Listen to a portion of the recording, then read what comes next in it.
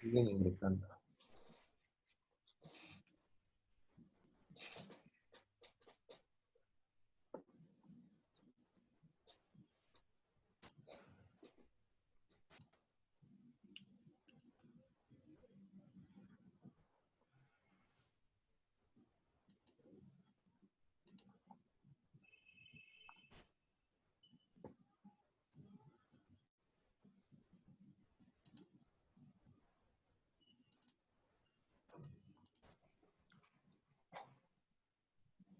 ¿Nos puede escuchar, Alexander? Ya está entrando, listo.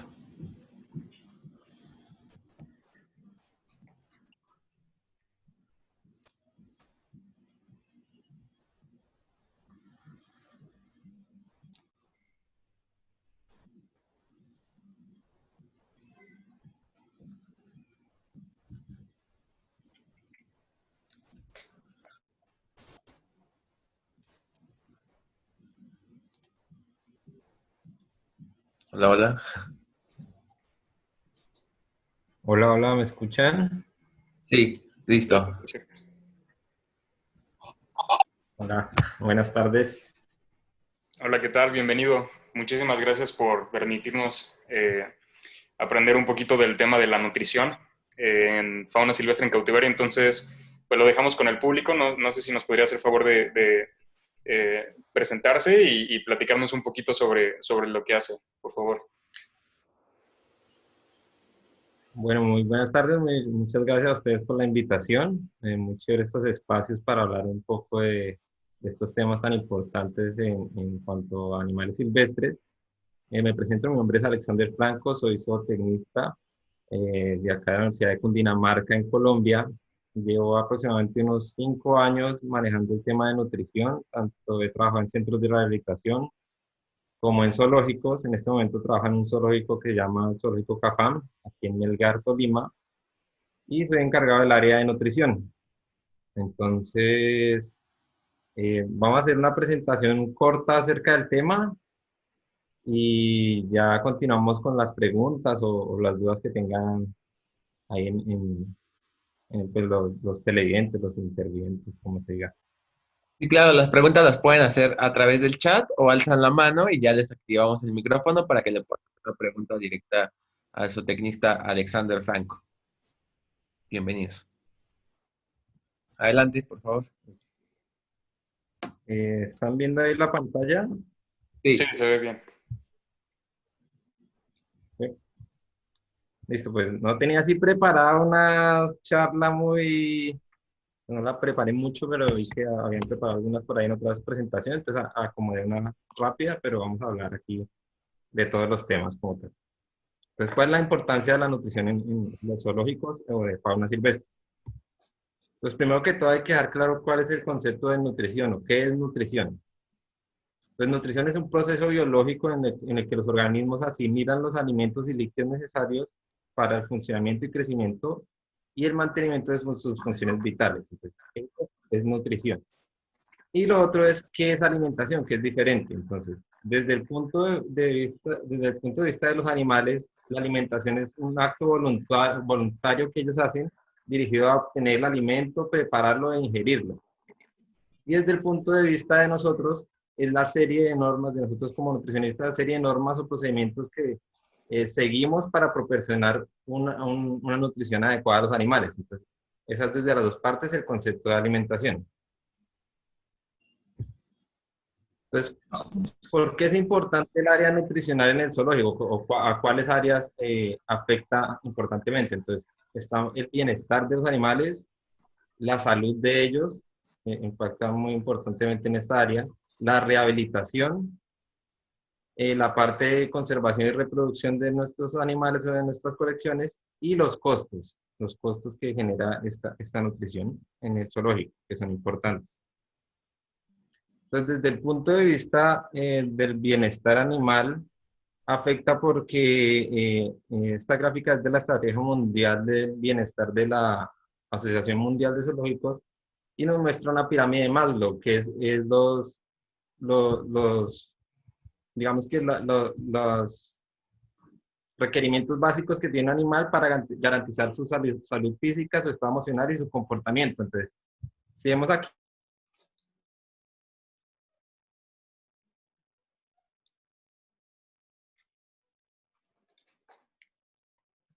Me parece que se trabó, ¿verdad? Un poquito.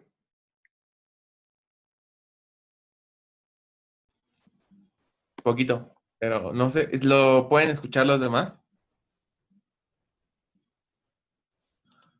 A ver.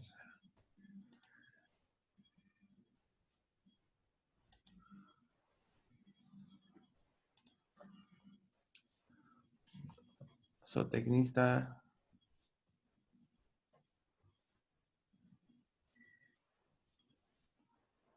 Se salió. Ahorita hay que esperar a que vuelva a ingresar y comenzamos.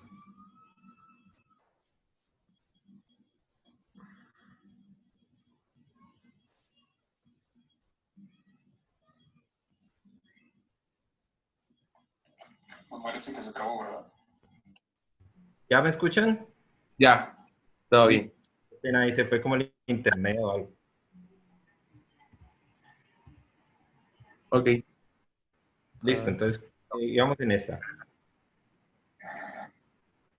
Entonces les comentaba que esta gráfica es de la Estrategia Mundial de la Asociación Mundial de Zoológicos y nos muestra una pirámide de Maslow, que nos dice cuáles son las necesidades básicas de un animal para que tenga garantizada su salud física, su estado emocional y su comportamiento adecuado. Entonces les estaba comentando que de la parte de la raíz, digamos, es lo más importante, la parte de la copa o lo básico a lo que deberíamos ir apuntando hacia la parte de arriba de los zoológicos como tal. Entonces, en primer lugar están las necesidades fisiológicas, entonces la necesidad de que tenga un refugio adecuado, agua potable y condiciones de vida saludables. Y en segundo lugar está el cuidado veterinario, entonces que esté libre de enfermedades, tratamiento, que haya un tratamiento de las lesiones y haya una nutrición apropiada. Entonces, como vemos ahí, es una parte de las básicas de los animales para que tengan un bienestar animal. De ahí hacia arriba, pues nuestra seguridad, necesidades sociales y demás. Entonces vemos que la nutrición es una parte desde la base de las necesidades de los animales. Si continuamos con otro concepto de bienestar animal en el cual también influye mucho la nutrición, es en este modelo que han propuesto de 5 dominios. Entonces en este modelo lo que hace es ayudar a comprender el bienestar de estos animales desde las experiencias subjetivas, ya sean positivas o negativas. Entonces, ¿cómo puede afectar la nutrición a esto? Si yo doy la nutrición adecuada o no, el animal va a tener eh, ciertas experiencias a partir de esto. Entonces, ¿qué quiere decir? ¿Cómo hay un estímulo negativo aparte de la nutrición? Entonces, lo privo del alimento, lo privo del agua, le doy una nutrición inadecuada. ¿Y cómo, cómo lo hago de manera positiva? Entonces, hago una nutrición apropiada y hay un alimento siempre disponible. Entonces, ¿qué genera esto en el animal? Si yo le privo del alimento y le doy una mala nutrición, entonces va a generar frustraciones, incomodidad, estrés, debilidad, porque no tiene una nutrición adecuada.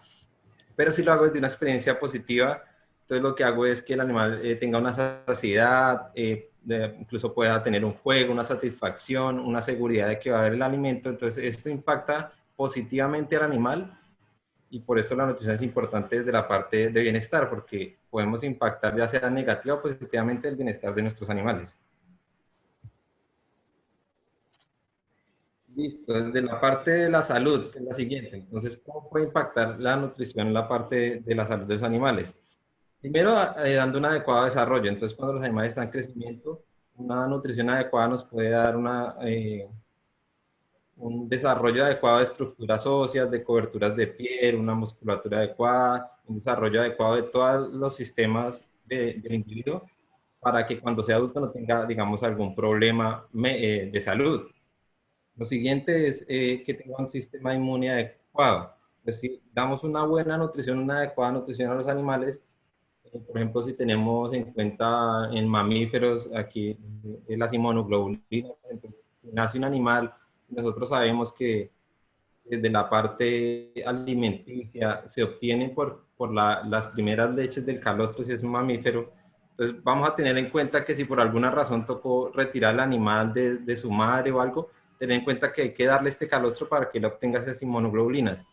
Y además, al dar una adecuada nutrición ya a un animal adulto, además, va a tener un sistema inmune fortalecido, lo cual le va a ayudar al animal a luchar contra posibles infecciones y va a haber una disminución de esta incidencia de infecciones en el animal. Lo otro es que va a haber una ausencia de deficiencias dietarias. Entonces, cuando hay una adecuada nutrición, hace que el animal no vaya a presentar, digamos, hipovitaminosis o hipervitaminosis de algún tipo, deficiencias de minerales, de calcio, excesos de fósforo o deficiencias de nutrientes como proteicos que nos pongan al animal en un estado inadecuado nutricionalmente. Y la otra parte importante de la nutrición es que contar con una adecuada nutrición en el zoológico nos permite hacer nutrición clínica, que es manejar un animal cuando tiene requerimientos especiales, eh, manejar animales cuando son neonatos y de pronto toca criarlos a mano, cómo generamos fórmulas para criar estos animales, o tratar enfermedades que sean ya sea de origen nutricional o no, o evitar pues, enfermedades en ellos. Entonces, ¿cuáles enfermedades se nos pueden presentar en los animales? Aquí hice una recopilación así. Perdón, no me deja aquí mover una recopilación de algunas enfermedades que si se da un manejo inadecuado se pueden presentar en los animales, pero si lo hacemos de manera correcta, pueden ser evitables y no llegar a ocurrirse. Entonces, primero tenemos la enfermedad metabólica ósea. Entonces, esta se da por una inadecuada nutrición a nivel de los niveles de calcio y fósforo en la dieta o a nivel de una inadecuada ya sea exposición solar para obtención de vitamina D o una inadecuada suministro de vitamina D en los animales. Se presenta muy frecuentemente en los reptiles que que tienen una dieta inadecuada y que además no son expuestos a luz solar o demás para que generen esta vitamina D. Podemos tener que se presente la obesidad cuando se da un manejo inadecuado de la nutrición en cuanto a la cantidad de energía que le aportamos al animal. Entonces, si nuestras dietas están mal diseñadas y tenemos un exceso de calorías en ella, lo que el animal va a generar es que todo ese exceso de calorías lo va acumulando en forma de almacenamiento de grasas y pues va a generar en el animal pues una obesidad que le va no solo a afectar como tal, como obesidad, sino que a futuro le va a afectar, por ejemplo, generándole otras enfermedades. Entonces aquí vemos el ejemplo de un tigre que está muy obeso y probablemente esta obesidad en un corto tiempo le va a generar problemas de articulaciones o demás. Entonces vemos cómo una enfermedad puede desencadenar en otras. Otra que tenemos es el piramidismo. Entonces, cuando esto se presenta solo en tortugas y se da cuando hay una exceso, bueno, hay varias hipótesis, porque no se tiene todavía claro cuál es la razón por la que se da, pero hay varias hipótesis y una es que hay un inadecuado manejo de la exposición a la luz solar, hay un exceso de proteína en la dieta que hace que el animal crezca de manera desproporcionada a su crecimiento normal y hace que el caparazón crezca de esta manera como en forma de pirámides, que no es un crecimiento adecuado del animal, o que también lo han asociado a problemas de humedad de su hábitat. Entonces, este es otro de las enfermedades que si manejamos los animales adecuadamente podemos evitar que lleguen a suceder. Y obviamente, pues este piramidismo lo que hace es que el caparazón sea mucho más denso y pesado y genera con el tiempo problemas en la movilidad del animal. Entonces, si el caparazón es muy pesado, el animal va a empezar a no poder movilizarse bien, a que las extremidades se extiendan y no tengan una posición adecuada, sino que haga que tomen una posición inadecuada porque no puede cargar ese peso del caparazón. Otra de las enfermedades que podemos o que se pueden presentar en los animales si hay un manejo inadecuado es la hemocromatosis. Entonces, principalmente se ha reportado en tucanes, pero se ha reportado en otras aves, se ha reportado hace poco, leí un artículo en tapires, bueno, hay diferentes animales en los que se ha reportado, y es una acumulación de hierro en los tejidos. Entonces, ¿por qué se da esto? En los tucanes, por ejemplo, si se da una dieta inadecuada, que sea alta en hierro, o sea, que contenga, por ejemplo, carnes rojas y que contenga también altos contenidos de vitamina C, hace que esta enfermedad se presente. ¿Por qué por vitamina C también? Porque la vitamina C nos aumenta la absorción del calcio, y eso hace que la vitamina C hace que aumente la absorción de hierro. Entonces todo el hierro que el animal va a obtener de su dieta lo va a absorber mucho mejor si tenemos altas cantidades de vitamina C, y se nos presenta esta hemocromatosis que finalmente genera un daño en todos los tejidos y genera la muerte del animal. En cuanto a anfibios, se presenta una enfermedad por una deficiencia en la vitamina A, que se llama síndrome de lengua corta. Entonces, generalmente los insectos que se crían en los zoológicos para la alimentación de estos animales son deficientes en vitamina A. Entonces, ¿qué pasa? Cuando el animal no tiene la suficiente vitamina A, genera este síndrome, y lo que hace este síndrome es que hay una hiperqueratización de la parte de la lengua del animal. No es que tenga una lengua corta, sino que no genera las mucosas que necesita para capturar sus presas, los insectos que come, y básicamente el animal muere por inanición porque no puede comer por él mismo. O sea, tocaría alimentarlo porque él no, su lengua no genera esta mucosidad y no puede atrapar su alimento como tal. Otra de las enfermedades que se nos presentan en los animales es el hiperparatiroidismo. Entonces, este se genera por una inadecuada, por ejemplo, se presenta mucho en rapaces por una dieta inadecuada en calcio. Entonces, si damos una dieta solo de carne, sin ninguna suplementación de calcio, que tenga partes de hueso o demás, nos genera un hiperparatiroidismo, que es un exceso pues del aparato hormonal en el sistema, lo que hace que la animal genere debilidad, pueda presentar ya osteoporosis y otros problemas por un inadecuado funcionamiento fisiológico del calcio. El siguiente problema que se nos puede presentar aquí en los animales por ejemplo, en los primates, son los problemas dentales. Entonces, cuando hay una dieta inadecuada para un animal, para un primate, que sea excesiva en azúcares y que no tenga algunas vegetales o algún alimento que permita que cuando él lo mastique remueva todos estos azúcares y no se queden acumulados entre los dientes. Entonces, cuando no existe estos vegetales que nos permitan que el animal haga eso, sí, o haga esa remoción de todos esos azúcares que se quedan, por ejemplo, si les damos muchas frutas blandas, lo que genera en un futuro es que genera caries y un desgaste de los dientes inadecuado, y pues genera problemas dentales en el animal. Otro de estas enfermedades que les comento es, esta ya es más clínica, es el síndrome de realimentación. Entonces, cuando llega un animal que ha estado mucho tiempo en inanición y que no ha comido muchos días, y vamos directamente a darle alimento, lo que hacemos es que el animal pueda entrar en shock e incluso muera, porque hay un desequilibrio electrolítico en el animal, y al darle alimento así de manera inmediata, el organismo está en un estado en el que no está, como ha pasado muchos días sin comer, está en un estado electrolítico diferente al que tiene cuando se alimenta normalmente. Entonces, lo que hacemos al alimentar de una manera brusca al animal otra vez es generar que se genere un cambio electrolítico muy fuerte, y esto hace que el animal entre en shock y pueda llegar a morir. Entonces, por eso es importante esta parte nutricional. Si conocemos esto,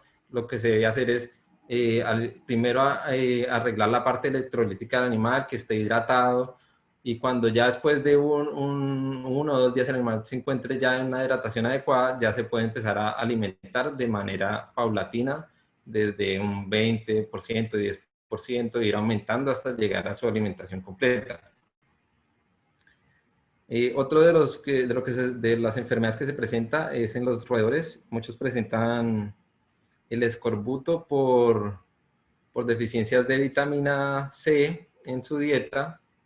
Entonces ellos no pueden sintetizar esta vitamina, y si no se ofrece en la dieta pueden generar este problema. Y otro que ya es desde la parte alimenticia, este último, que es la impactación. Entonces, hay un ejemplo con los rinocerontes que si son alimentados sobre una superficie inadecuada, o sea, por ejemplo, si se les pone su vegetación o su alimento sobre la tierra, ellos van a ir consumiendo poco a poco partículas de tierra durante su alimentación, y en un momento todas estas partículas de tierra que va a consumir el animal puede generar una impactación y pues puede llegar a ser un problema muy grave para el animal, porque pues si sabemos un rinoceronte no es muy fácil de anestesiar o todo este tema para tratar un problema de estos, y puede llevar a la muerte del animal por una inadecuada alimentación. Listo, continuamos. La otra parte importante de la nutrición es la parte clínica, como les comentaba. Entonces, cuando un animal, por ejemplo, necesita soporte nutricional, debemos saber cómo alimentarlo si él no se puede alimentar por él mismo, cómo podemos balancear una fórmula para que él tenga una nutrición adecuada desde sus requerimientos, cómo hacer una alimentación asistida. Entonces, cuando el animal no se puede alimentar por él mismo, hacemos una alimentación forzada, que debe tener ciertos métodos para que no vayamos a afectar al animal, o incluso le podamos generar la muerte o generar otras complicaciones por hacer una alimentación inadecuada. Dentro de esta nutrición clínica también, como les comentaba, tenemos los neonatos y las crías. Entonces, cuando tenemos animales que han perdido sus padres o que han quedado huérfanos o llegan en este estado infantil o en este estado de cría, entonces debemos saber cómo balancear estas fórmulas, cómo son los métodos de alimentación, cada cuánto se debe alimentar el animal, cómo es el monitoreo que se le debe hacer en cuanto a su peso. Los animales, cuando se alimentan, principalmente estos neonatos y crías, se debe empezar todos los días para monitorear cómo está su crecimiento, si lo que les estamos dando, si está funcionando, si tiene todas las calorías o proteínas que hagan que el animal sí esté en un crecimiento adecuado, si está, por ejemplo, si en la especie existen curvas de crecimiento, podemos compararlas, nuestros animales, con esta curva, a ver si está adecuado, está quedado o qué está pasando con él. Ahí en el ejemplo vemos una serpiente que le van a hacer alimentación forzada. Entonces, ¿cómo se hace, por ejemplo, esta alimentación? Entonces, uno, para alimentar una serpiente de manera forzada, debe tener en cuenta que el alimento no debe ser de mayor tamaño al ancho de su cabeza, y el alimento, por ejemplo, en este caso un ratón, un pinky, debe estar a temperatura, una temperatura adecuada. No puede estar, por ejemplo, congelado, muy frío, porque sabemos que los reptiles son ectotermos, y esto los podría afectar y no va a ser una digestión adecuada. Entonces, todas estas técnicas se van desde la nutrición clínica para que haya una adecuada nutrición de los animales. Como les comentaba, otra parte es las enfermedades y complicaciones que pueden tener los animales, o ya un manejo de enfermedades como por ejemplo el sobrepeso. Entonces, ¿cómo manejamos cómo se hace un manejo de sobrepeso en un animal silvestre? Por ejemplo, aquí donde yo trabajo llegaron unos jaguares que los alimentaban inadecuadamente. Lo que hacían en el lugar que estaban antes era darle grandes cantidades de alimento, y por ejemplo, les daban, hoy viernes o sábado le daban una pierna de res para un jaguar, y dejaban que se comiera todo eso y lo dejaban en un gran periodo de ayuno, y volvían a alimentarlo como en este ciclo de ayuno y gran cantidad de alimento y ayuno y así. Entonces, lo que generó en estos animales es que llegaron con muchas reservas de grasa. No estaban en un estado de exceso de peso, pero se veían en un estado de que su peso era en gran cantidad grasa. Entonces, ¿qué se hizo? Aquí se cambió a una alimentación diaria, como se hace en todos los animales de zoológico, con 1 o 2 días de ayuno, y se daba en pequeñas, digamos, ya en porciones adecuadas para el día. Lo que generó esto es que ya después de unos meses los animales tomaron un peso adecuado. No llegaron con un peso tan inadecuado, pero tomaron un peso adecuado, y la cantidad de grasa que tenían en el cuerpo no era antes que se veían como animales rechonchos, o sea, gordos, redondos, aunque a pesar de que no tuvieran un peso inadecuado, y ya después de alimentarlos adecuadamente a diario, con el requerimiento diario que necesitaba el animal, y hacerle pequeños periodos de ayuno de uno o 2 días en la semana, se pudo manejar este peso de los animales y ya están, digamos, en una condición nutricional adecuada.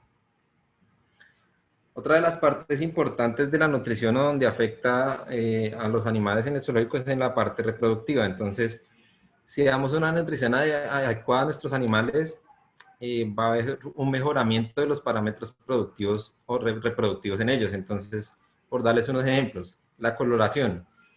En ranas han hecho estudios que hay, haciendo suplementación de los insectos con los que se alimentan, o espolvoreando esos insectos con algunos carotenoides. Estos carotenoides pasan a las ranas como tal y mejoran su coloración. Y al mejorar esta coloración, recordemos que en el reino animal tenemos muchos patrones de cortejo, de que el que es más vistoso es el que se reproduce más. Entonces, esto afecta positivamente a que los animales tengan una coloración más adecuada a su especie, y esto mejora la reproducción de los animales. También hay estudios que mejoran la calidad de semen. Entonces, en jaguares ha habido estudios en los que una adecuada nutrición mejora estas características seminales, y esto conlleva a que haya una mejor reproducción. También es importante el balance nutricional positivo que se debe mantener cuando se quiere lograr la reproducción. Recordemos que si los animales se reproducen cuando hay una disponibilidad de alimento o una nutrición adecuada para que ellos puedan entrar en estos periodos reproductivos de manera adecuada. Naturalmente, cuando los animales en vía silvestre no tienen la disponibilidad del alimento adecuado, ellos pueden incluso, por ejemplo, en venados o en algunos animales, sé que incluso retrasan su parto para que llegue mientras hay una mejor época en la que los animales o sus crías puedan tener un alimento más adecuado y puedan crecer adecuadamente. Entonces, esto mismo pasa en los zoológicos. Si no mantenemos a los animales en un balance nutricional positivo cuando los queremos reproducir, no se va a dar, porque el animal va a sentir que no tiene no hay una cantidad de alimento suficiente para que él tenga una cría y pueda criarla como tal. Y también es importante esta nutrición cuando hay una gestación o una lactación. Entonces, cuando ocurre esto, pues se hace de la parte nutricional un ajuste para que los aportes que da la dieta sean mucho mayores y estén acordes a la cantidad de crías que tuvo el animal o a este periodo de gestación que tiene. Y otra parte importante es que se puede llegar a dar incluso una disminución de estrés. Entonces, en felinos también hay un estudio que hicieron en el que simplemente probaron dar una dieta a base de carne normal en felinos grandes, creo que fue con leones, y incluir en el otro grupo incluir el pollo, hacer carne y pollo. Entonces, simplemente esta inclusión de otra materia prima, otro tipo de alimento en la dieta, generó que hubiera menor estrés en los animales. Entonces también vemos que y sabemos que un animal con menor estrés también puede mejorar su comportamiento reproductivo, porque también por el cautiverio muchas veces no se da por este estrés. Y desde otra de las partes que podemos afectar en la parte reproductiva, hay algunos zoológicos que también son zoológicos pero realizan parte de rehabilitación, y es preparar a los animales para una posible liberación, por ejemplo. Entonces, desde la parte nutricional, por ejemplo, yo tuve la experiencia con unos osos, con trabajo de osos de anteojos, y lo que se hacía, por ejemplo, o lo que se hace cuando se intenta liberar un animal es desde la parte nutricional prepararlo para que él tenga o conozca estos sabores o estos alimentos que va a comer en vía silvestre, los reconozca como tal y los identifique, para que cuando el animal sea liberado vaya a buscar estos alimentos y sepa que él puede comer eso. Entonces, ¿qué se hace? Se le consiguen alimentos que consuman vida silvestre, para que haya este reconocimiento como tal. Y si es un animal como por ejemplo en este caso el de los osos, que puede llegar a tener conflicto con los humanos, entonces se trata de evitar, por ejemplo, alimentos de cultivos en los que él pueda entrar en conflicto. Entonces, por ejemplo, si el oso va y se mete a los cultivos, por ejemplo, de maíz para comerse el maíz de los cultivos, entonces deberíamos, cuando se hace rehabilitación, evitar este alimento para que cuando el animal sea liberado no vaya a buscar este alimento como tal o disminuya esa posible búsqueda de alimento y pues genere un conflicto con el humano que después vaya a generar problemas en que vayan a cazar el animal o tenga un problema con el humano como tal. Entonces, se deben, por ejemplo, desde esa parte evitar los alimentos de este tipo. Y otra de las partes en las que es importante tener una parte nutricional en el zoológico es porque si hay una nutrición adecuada, debe haber un manejo de los costos, o nos permite hacer un manejo de los costos para tener un manejo adecuado de nuestros presupuestos. Entonces, por ejemplo, aquí en el zoológico, en la parte nutricional o de alimentación de los animales es alrededor del 40% del presupuesto de todo el zoológico. Entonces, es un porcentaje bastante alto que si no se maneja de la manera adecuada, pues puede afectar otras áreas o no va a permitir que el zoológico, si yo me gasto más porcentaje de este presupuesto en alimento, no me va a permitir que el zoológico avance en otras áreas, haga nuevas áreas, mejore las áreas que tiene y demás. Entonces, por ejemplo, aquí en el zoológico se hace un control de los gastos. Entonces, cuando uno tiene unas dietas establecidas, hay una nutrición adecuada, todo está medido.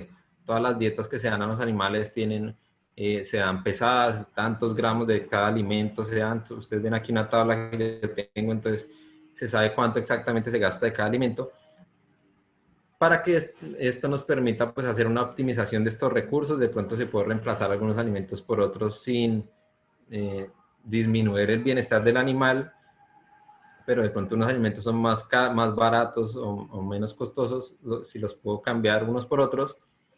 Entonces esto me permite optimizar recursos y también nos permite esta parte nutricional y de costos hacer una planeación de la colección de los animales, o sea, de la colección del zoológico. Entonces, si queremos traer un hipopótamo y tenemos clara la parte nutricional y la parte de costos, podemos tomar decisiones como si tenemos la capacidad de traer este animal porque si lo podemos, digamos, soportar con presupuesto porque el animal se va a comer tanta cantidad de alimento y ese alimento nos va a valer tanto. Entonces, esa parte de este manejo de costos es importante porque nos permite tomar también decisiones en cuanto al desarrollo del zoológico como tal y a sus especies. Y, bueno, aquí les tenía un ejemplo, por ejemplo, que yo tuve con unas guacamayas con las que trabajé, que hay formas de reducir los costos que a veces uno no las ve y son tan sencillas como cambiar un comedero. Cuando yo llegué a un lugar a trabajar con unas guacamayas, había unos comederos en forma como de tubo cortado a la mitad, largos. Y entonces lo que pasaba era que cuando llegaban todas las guacamayas a alimentarse, botaban todo al piso. Entonces esto repercutía en que se gastaba una cantidad de alimento muy grande y también ¿alguien va a decir algo? ¿No? Entonces se gastaba una gran cantidad de alimento y entonces esto aumenta los costos y también hacía que las guacamayas luego de que botaban todo este alimento al piso, defecaban encima y ya cuando como se acababa el alimento porque lo botaban todos los comederos, en las horas de la tarde iban a comer del piso y terminaban enfermas parasitadas y demás. Entonces, ¿cuál fue la solución? Cambiar un comedero más ancho donde no podían botar el alimento. Pues no botaban alimento, se reducían costos y se evitaba que se enfermaran. Entonces, también eso disminuía costos en la parte veterinaria y trabajo.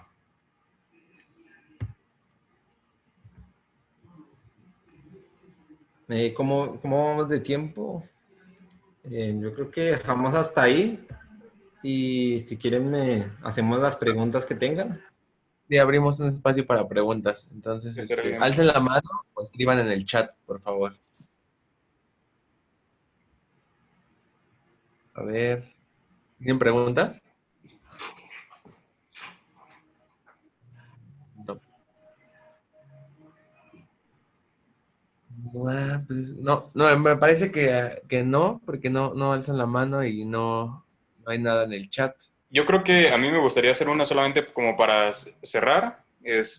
Bueno, aquí ya nos hicieron una. Cecilia Pérez dice, ¿existen programas de nutrición Sí, claro. en animales silvestres? Sí. Sí, pueden esperar si por acá los tengo rápidamente, les enseño. Ah, bueno, aquí.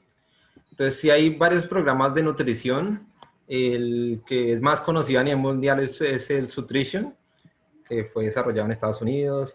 Entonces, esto es una gran base de datos tanto de requerimientos nutricionales de animales como de composiciones de alimentos y nos permite hacer un cálculo de las dietas como tal, a manera de tanteo, o sea, a manera de ir agregando los alimentos por tanteo y él nos va dando resultados de cómo va quedando la composición de la dieta. También existe otro que se llama DietCal, que fue desarrollado aquí en Colombia por Néstor Varela, un veterinario que trabaja en otro zoológico, en el zoológico Ucumari, que es en base a Excel y también nos permite hacer este balanceo por tanteo.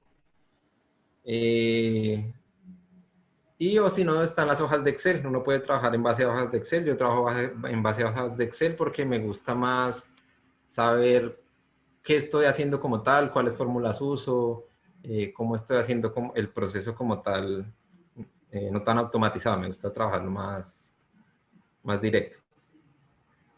Ok, ya se abrieron muchas preguntas. Vamos a proceder a leer. La de Miguel Lecona es: ¿qué tipo de animales es más complicado mantener? Me refiero a su dieta, lo que come, la cantidad o cosas así. En los zoológicos, los animales más difíciles de mantener, hay algunos, por ejemplo, como los de dietas muy específicas, por ejemplo, los insectívoros, un oso hormiguero, un tamandúa, son animales que son difíciles de mantener en cautiverio porque eh, es muy difícil replicar su dieta como tal. O sea, comen cantidad de insectos que uno nunca va a poder producir y entonces sí se mantienen con unas dietas bastante diferentes a lo que comen naturalmente, pero son difíciles de mantener. Hay otros que son difíciles de mantener como por ejemplo los perezosos cuando son pequeños, los perezosos, porque si se da una dieta inadecuada por su tipo de fermentación gástrica, se pueden generar muy fácilmente problemas de impactación o demás que hacen que el animal pueda llegar a morir, o sea, son difíciles de mantener. Ya si hablamos de cantidad, pues los megavertebrados son difíciles, por ejemplo, de mantener porque se da una gran cantidad de alimento y ahí es un costo altísimo mantener un hipopótamo que se gasta 50 kilos de alimento al día. Eh, todos tienen su complicación. Los anfibios, por ejemplo, son difíciles de mantener porque requieren, digamos, la producción de insectos como tal y no siempre se puede replicar los insectos que comen en su vida. O sea, hay diferentes complicaciones en cada grupo. Ok, Marcela nos comenta que si hay alguna fuente de información en cuanto para basarse a hacer las raciones de balanceo, porque ella ha visto que en jirafas es muy difícil cubrir todas las necesidades energéticas, especialmente en climas fríos. Que si hay una base de datos, pues no Ah, conozco una base de datos como tal, o una fuente de, de bases de datos como tal. Lo que yo hago en mi trabajo en realidad es buscar mucha información a través de artículos científicos. O sea, no hay una recopilación, no hay un lugar ni que recopile. De pronto en los manuales de la EASA o esto, alguna recopilación, los manuales de manejo de la EASA, alguna recopilación de esta parte nutricional además, pero lo que yo recomiendo siempre es buscar muchos artículos científicos respecto al animal que estemos manejando, tanto de la parte silvestre del animal que consume en vía silvestre, como las experiencias que hayan en manejo en cautiverio. Ok, y ya para finalizar con una última pregunta, acá comentan que ¿cuáles son los retos en cuanto a la nutrición debido a que es imposible adaptar una dieta de fauna silvestre a una en cautiverio?